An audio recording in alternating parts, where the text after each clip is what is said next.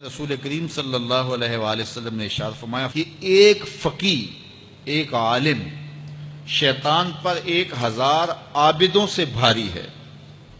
1000 عابد عبادت میں لگے ہوں، شیطان کو ان کی وہ ٹینشن نہیں ہوتی جو ایک عالم کی ٹینشن ہوتی ہے۔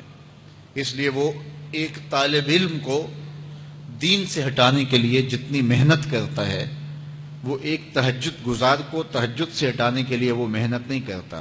ہمارے استاد فرمایا کرتے تھے کہ شیطان تخت لگا کے بیٹھ گیا تو کسی نے آ کے بتایا کہ میں 2 آدمیوں کے درمیان لڑائی ڈال دی ہے، تو وہ بڑا خوش ہوا، تھپکی دی اپنے چیلوں کو کہ تو نے بہت اچھا کیا ہے۔ پھر کسی نے آ کے بتایا کہ میں نے چوری کی واردات کروا دی ہے، تو اس نے اس کو بھی تھپکی دی۔ پھر کسی نے کہا کہ میں نے جو ہے وہ برائی اور بدی تک لوگوں کو پہنچا دیا ہے اور زناکاری میں لوگ میری کوششوں سے مبتلا ہو گئے ہیں، تو اس نے کہا واہ واہ، تو نے بھی بہت اچھا کام کیا، اس کو بھی داد دی۔ تو مختلف لوگ آ کے اپنی کارروائیاں اس کے چیلے چانٹے بیان کرتے رہے، اور ایک آیا اور اس نے کہا کہ ایک طالب علم جا رہا تھا تو میں نے اس کو ورغلا کر کے جو ہے وہ دین کی راہوں سے دور کر دیا ہے۔ تو وہ پڑھنے جا رہا تھا لیکن اس نے اپنا رخ بدل لیا، تو وہ اچھل پڑا۔ تو باقیوں نے کہا کہ ہم نے اتنے بڑے بڑے کام کیے ہیں، یہ تو ایک معمولی کام تھا۔ اس نے کہا تمہیں نہیں پتا یہ کتنا بڑا کام کر کے آیا ہے۔ تو شیطان انسانوں کے روپ میں بھی ہوتا ہے۔ تو بعض اوقات جو علم پڑھنے والے ہوتے ہیں ان طلباء کو شیطان بھی وسوسہ اندازی کرتا ہے، اور بعض لوگ بھی کہتے ہیں جی تمہارا مستقبل کیا ہوگا۔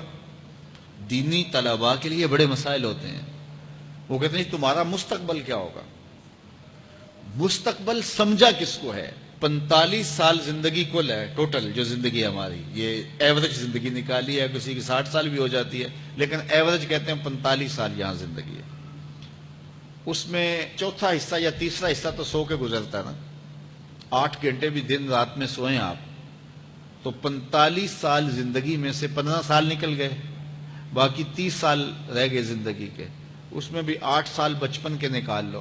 وہ میرے ایک دوست نے بڑا حساب لگا کے نا، تو وہ کہتا ہے 16 سال بچتے ہیں ٹوٹل۔ اگر 45 سال ایوریج زندگی ہے تو جو زندگی گزرتی ہے بھرپور وہ 16 سال ہے۔ تو میں کہتا ہوں کہ 1 سال جو ہے وہ یہ سیلفیوں کا بھی نکال لو، یہ بھی ہر جو ہے وہ آدھے گھنٹے کے بعد 5 منٹ یہ بھی صرف ہوتے ہیں۔ تو 15 سال 16 سال ٹوٹل زندگی ہے، اس کو مستقبل سمجھا جاتا ہے۔ اصل مستقبل کون سا ہے؟ اللہم ان العیش عیش الآخرہ۔ میرے حضور فرماتے ہیں اصل زندگی تو آخرت کی زندگی۔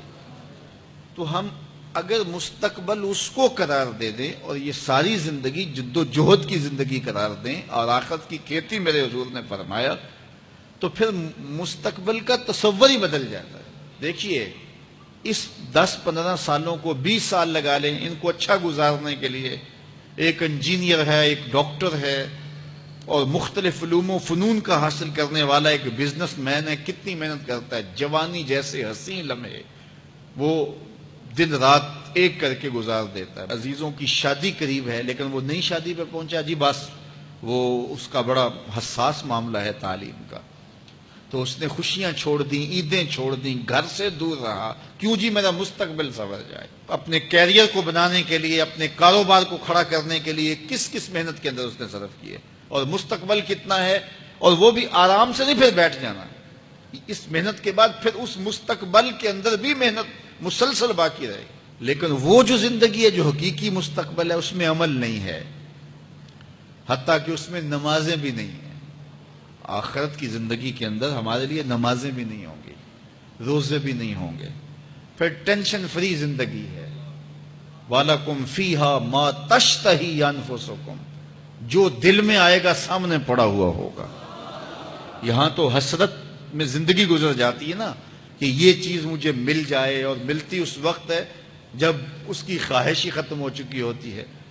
لیکن وہاں جو آرزو کرے گا، ابھی آرزو خانہ ذہن میں ہوگی، ابھی ذہن سے دل میں اتر کر کے دل کو بے چین نہیں کرے گی کہ وہ خواہش پہلے پوری ہو چکی ہوگی۔ تو اصل زندگی تو وہ زندگی ہے۔ تو اس لیے شیطان یہ بہکاتا ہے کہ میاں یہ زندگی کیسے گزرے گی، بالخصوص طلباء کو، دین سیکھنے والوں کو۔ میں تو اپنے طلباء کو کہتا ہوں کہ میری زندگی اچھی نہیں گزر رہی، میں نے دین پڑھا ہے، میں دین پڑھانے کے کام میں لگا ہوا ہوں، تو کیا میری زندگی اچھی نہیں گزر رہی؟ میں تو مطمئن ہوں، اطمینان کی زندگی گزر رہی ہے۔ تو دین پڑھو، دین میں خیر ہی خیر ہے، دین میں بلائی ہی بلائی ہے۔ تو دین خیر کی راہوں کا سفر ہے،